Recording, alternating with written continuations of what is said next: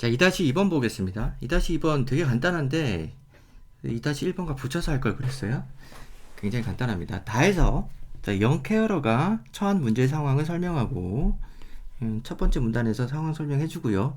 그 다음에 나의 내용을 바탕으로 그 대응 방향을 서술하시오 라고 했습니다. 나는 이미 지금 2-1번에서 한번 썼잖아요. 여기서 한번 썼는데 또 쓰란 얘기는 아마도 우리가 쓰지 않았던 문단이 있을 거 아닙니까? 그죠? 여기 이제 첫 번째 문단이랑 그 다음에 세 번째 문단 우리가 활용하지 않았잖아요. 그래서 두 번째 문단은 이미 2-1번에 썼고 나머지 쓰지 않은 부분이 있으니까 이 부분을 이 문제에서 쓰면 될 것 같습니다. 출제 의도가 그럴 겁니다. 자, 그래서 우선 이제 다를 읽어주고 다해서 여기서 어떤 문제가 있는지를 설명을 해줘야 되는데 이게 설명이 그냥 소설에 나와 있는 그 상황을 그대로 보여주기보다는 이 문제가 어떤 건지 정의가 내려져야 됩니다. 그죠? 정의가 필요합니다. 이 문제를 나의 내용을 바탕으로 대응 방향을 서술하려면 나에서 바라보는 그 관점으로 이 문제를 정의해 줘야 된다는 거죠. 이게 어떤 문제인가 라는 것을 한번 파악을 해줘야 되겠습니다.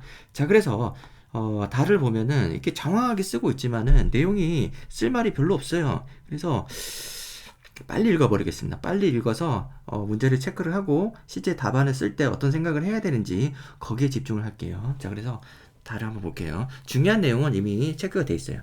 얼마 안 되죠.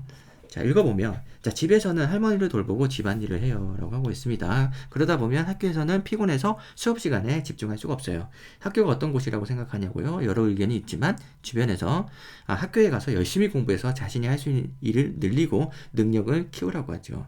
그게 사회에 도움이 되는 길이라고 이해해요. 하지만 집에 계신 제 할머니는 스스로 할 수 있는 일이 점점 줄어요. 걷지 못하고 밥을 먹을 수도 없고 물론 그 전에 밥을 차릴 수도 없고 그 과정에서 이중잣대라고 해야 할지 모순적인 상황에 처하게 돼요. 이게 문제죠. 이게 문제입니다. 자, 뭐가 문제지? 뭐가 모순이지? 좀 더 읽어볼게요. 학교는 경쟁을 통한 능력 향상을 중시하지만 집에서는 할머니는 보살핌을 필요로 할 뿐 능력을 키우거나 할 수 있는 일이 늘어날 일은 없으니까요. 이게 여기서 이게 모순이라는 거죠. 그러니까 이 학생은 이런 생각을 하는 거예요. 사람은 모두가 능력을 키우기 위해서 노력을 해야 되는데 할머니는 거기에서 배제되고 있다는 거예요. 할머니는 능력을 키울 필요도 없지만 사람들은 할머니를 돌봄의 대상, 보살핌의 대상으로 우리가 간주할 뿐 능력을 키우라고 강요하지 않는다는 거죠. 그러면 이게 왜 이럴까? 그죠? 공통적으로 적용되지 않는 걸까? 어떤 기준이. 거기에 대한 의문이 있는 거죠. 그래서 능력을 키우라는 것과 능력을 키울 필요 없이 그냥 보살핌만 받으면 된다는 것과 어떤 차이가 있는 거지? 왜 이게 조화되지 않고 서로 모순돼 보이지? 라는 거에 대한 고민을 하고 있다는 겁니다. 자, 그래서 뒷부분의 내용이 다 그런 식이에요. 좀 더 읽어볼까요? 자, 그래서 그런 사람이 옆에 있으면 마음속에서 갈등이 생겨요. 내 가족이 할 수 있는 일이 점점 늘어가는데 가치가 없는 사람일까? 능력을 키우지 않으니까 가치가 없는 사람일까? 보살핌만 받는 사람은 의미 없는 사람일까? 라는 생각이 서서히 싹트죠. 그렇지만 누군가는 할머니를 돌보아야 하지 않을까요? 돌보고 싶은 마음도 있고요. 자, 이런 모순에 가장 많이 직면해 있는 사람이 영케어러 아닐까요? 그러니까 영케어러는 어린 나이에 그죠? 소년 가장이라고 볼 수 있겠습니다. 네, 청소년들. 그래서 어느 정도 나이가 있으면 이해하는 면도 있겠지만 어릴 때는 어느 쪽이 옳은지 어느 쪽이 좋은지 고민하죠. 자, 그래서 고등학교 때는 직접 말하지 않았지만 속으로 생각했어요.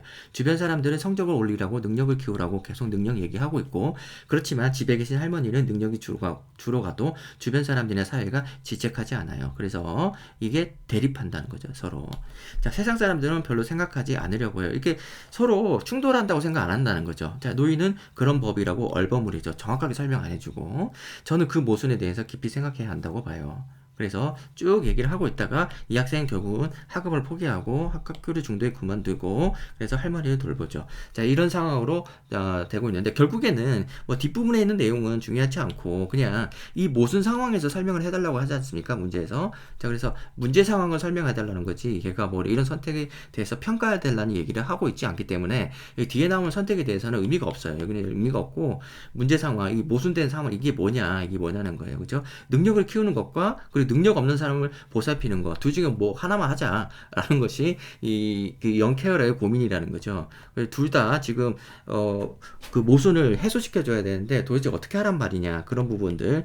자, 이것을 나의 내용을 바탕으로 대응 방향을 서술하시오라고 하고 있는데, 이 문제를 자기는 학교에서 공부를 열심히 해야 되고 근데 집에 오면 할머니를 보살펴야 된다, 이런 식으로 문제 상황을 설명하는 것은 유치하죠. 굉장히 유치하고 학교에서 바라는 것은 무엇이고 그 다음에 집에 와서 해야 되는지 무엇인지를 우리가 지금 나 이렇게 쭉 봐왔지 않습니까? 그 내용을 토대로 해가지고 뭔가 추상화시켜서 이 추상화시킨 단어를 통해 갖고 이 문제를 설명을 해줘야 되겠습니다. 그래서 이게 어떤 능력을 중시하는, 그리고 경쟁이 필요한 그런 어떤 자유, 그죠? 요런 어떤 인간관을 적용해야 되는 것인지, 아니면은 이건 학교에서 있는 거죠. 아니면 집에 오면 집에서는 할머니에 대한 돌봄, 그죠? 그리고 인간간의 관계, 이런 것이 중요한 것인지에 대한 혼란이 온다는 거죠. 이 두 개가 조화가 안 되고 있는데 어떻게 해야 되냐, 이런 모습으로 여러분들이 정리를 해주는 것이 이 문제 상황을 설명할 때 적절하고 수준 높은 답안이 되는 거지, 단지 학교에서는 공부 열심히 하는 게 맞는 건지, 집에 와서는 또 할머니 보살피는 게 맞는 건지, 둘 사이가 화해가 되지 않는다, 이렇게 쓰는 것은 문제 답안의 수준을 스스로 낮추는 겁니다. 그죠? 요 과정이 중요하다는 거죠. 그래서 나의 내용을 바탕으로 그 대응 방향을 서술하시오.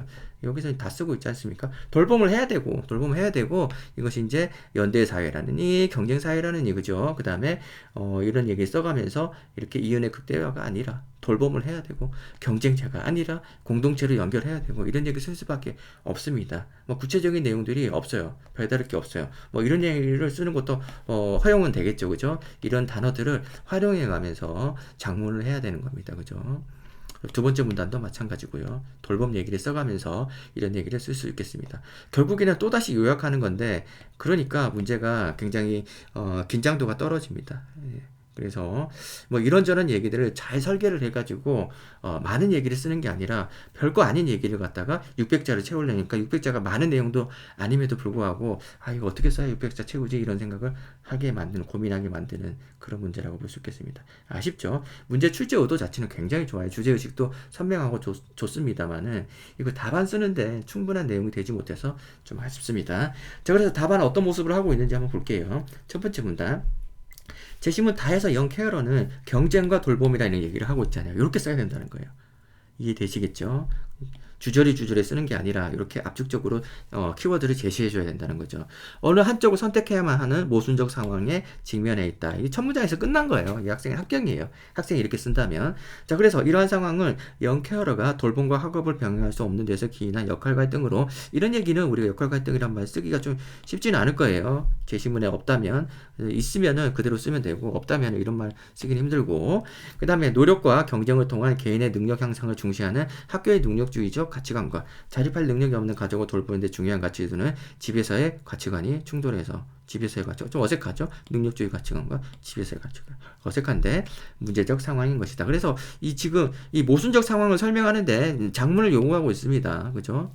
이 내용을 과연 학생들이 잘 쓸 수 있을 것인가, 그죠? 첫 문장 잘 쓰는 게 우선 중요하고, 뒷부분은 뭐 어떻게 쓰든 대세에 지장은 없을 거예요. 그래서 너무 잘 쓰려고 하지 말고 분량 채우는데 집중하는 단계다라는 것을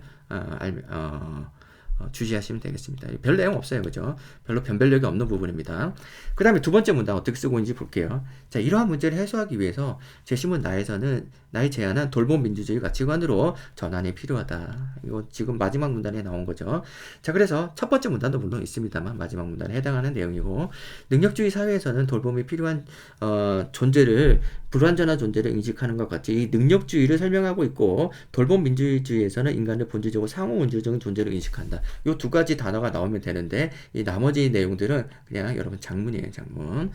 그리고 그래서 돌봄 민주주의는 돌봄의 공적 가치를 인정하고, 이거 지금 제시문에 있는 내용 아닙니까, 그죠? 사회의 구성원 모두가 돌봄의 제공자이자 수혜자의 두 번째 문단에 나온 거죠. 서로가 서로를 돌보는 실천적 책임을 수행할 것을, 이거 전부 다 제시문에 있는 거예요. 자, 이러한 주장처럼 돌봄의 공공재 이것도 있고 존재했다면 영케어러는 역할 갈등에 빠지지 않고 학업에 집중할 수 있을 것이다. 이런 내용까지 쓸 필요는 없어요. 이런 거 쓸 필요 없고, 그죠? 그냥 역할 갈등을, 역할 갈등에서 벗어날 수 있을 것이다. 이 문제를 해소할 수 있을 것이다. 라고 하면 되지. 학업에 집중하는 게 문제가 아니죠. 그죠? 그냥 조화시키는 게 중요한 거지. 자, 독일의 돌봄 혁명과 같은, 이거는 세 번째 마지막 문단이죠. 그래서 가치관 전환을 위해 노력을 통해, 공동체를 연결시키고, 경쟁사회를 연대해서 전부 나온 단어들입니다. 그죠? 상당 부분 해소할 수 있을 것이다 이렇게 쓰고 있는데 이 내용이 뭐예요? 이거 전부 다 그냥 제시문 그냥 그대로 요약한 거죠. 제시문 나 요약한 거다. 그래서 좀 아쉽다라는 생각이 듭니다. 좀 더 조금 어렵게 내는 게 좋지 않을까. 제시문도 더 많이 배치하시고 해가지고 조금 다소 조금 복잡성을 높여가지고 600자를 좀 이렇게 뭐랄까 의미 있게 좀 쓸 수 있도록 하면 좋을 텐데 지금 첫 번째 문단에서도 마찬가지고 두 번째 문단에서도 마찬가지고 사실 좀 그래요. 그죠? 이런 좋은 문제 가지고 변별력이 낼 수 있는 그런 문제로 발전시키지 못해가지고 조금 아쉽습니다. 자, 그래요. 근데 여러 가지 이유가 있겠죠. 수명연대 지원한 학생들의 어떤 뭐랄까, 평균적인 어떤 상황이 있을 것이고, 평가 기준도 여러 가지 기술적인 측면에서 고려할 것이 있었을 겁니다. 아무튼, 이 출제 하시는 분들도 굉장히 안타까울 거라고 생각이 됩니다. 문제가 너무 좋아요. 주제가 너무 좋습니다. 자, 그래요. 2-2번까지 마쳤고요. 다음으로 여기까지 하고 다음으로 넘어갈게요. 수고하셨습니다.